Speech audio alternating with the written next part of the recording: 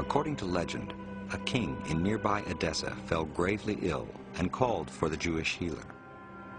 Jesus has already died, but a cloth bearing his image is delivered to the king.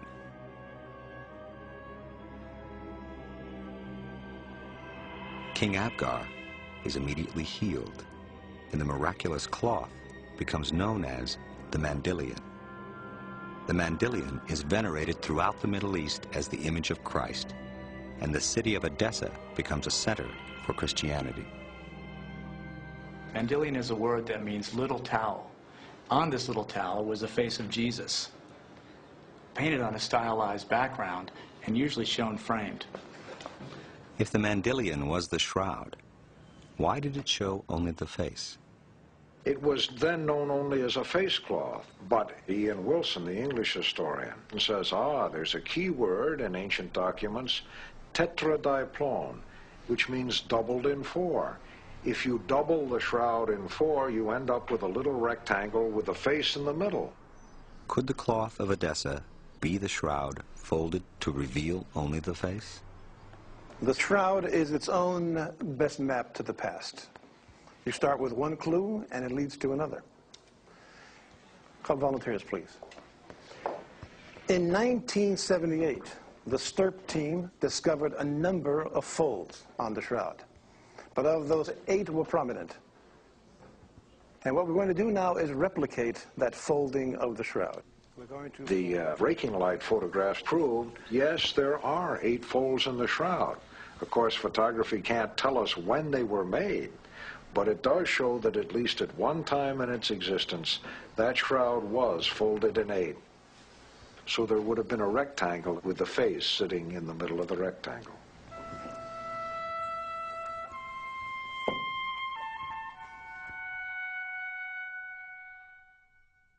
In the year 944, the Mandylion was moved to Constantinople, where it was periodically placed on public view.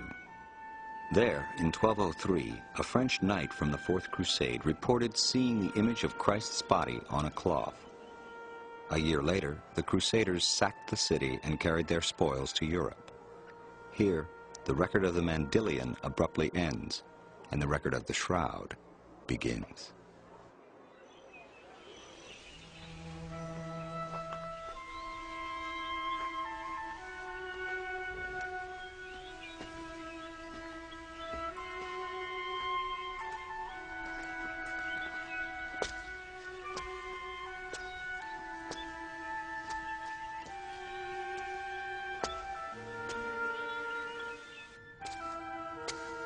This is a cave just outside of Jerusalem, which is probably very similar to the type of cave where Jesus himself was buried. It would be closed with a large rock, a boulder most probably, and that's how the Christian Bible actually describes the burial of Jesus. When the STRP team examined the underside of the shroud, they found that some pollen grains could not be identified because they were coated with a mineral. This mineral was subsequently analyzed and traced. And investigating the mineral, they discovered that it was a limestone of sorts. A limestone very, very rare and indigenous to an area outside of Jerusalem. The shroud is covered with blood. So the question would be, why wasn't the body of Jesus properly washed the way in which traditional burial requires in Jewish law? So the answer would be that when there's a tremendous amount of bleeding, one doesn't purify the body with water for fear that one would wash off all of that blood. That blood has to be buried with the body itself. We find that even in today's news accounts of the terror attacks in Israel, let's say, for instance, when in the aftermath of those events you have rabbis and righteous people going around literally sponging up the blood of victims which is on the ground to be buried appropriately. According to the Christian Bible, there were 2 cloths found in the tomb, the shroud and another cloth. The second was believed to have covered the face of Jesus just after he was taken down from the cross. Simon Peter saw the cloth lying there on the ground, and also the cloth that had been over his head. This was not with the linen cloth, but rolled up in a place by itself. This cloth, called the sudarium, is found today in Oviedo in northern Spain. Jorge Rodriguez is a member of Spain's Shroud Study Center, and Mark Goosen has written a recent book about the sudarium and its relationship to the shroud.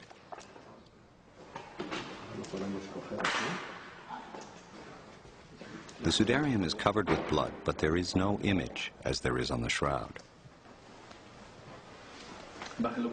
It is believed that this cloth was removed from the face before the body was wrapped in the shroud. The cloth was running away from danger. It was always just ahead of the invaders, just escaping, always going further north to the safer places. And this is where it stayed. This was the safest place in Spain during the Moorish invasion. It began its journey out of Jerusalem in the year 614 to escape an advancing Persian army. First taken to Alexandria, it was repeatedly moved westward along the African coast until it reached Toledo in Christian Spain. When the Moorish invasion of Spain began in 711, the sudarium was rushed further north into the mountains and hidden in a cave.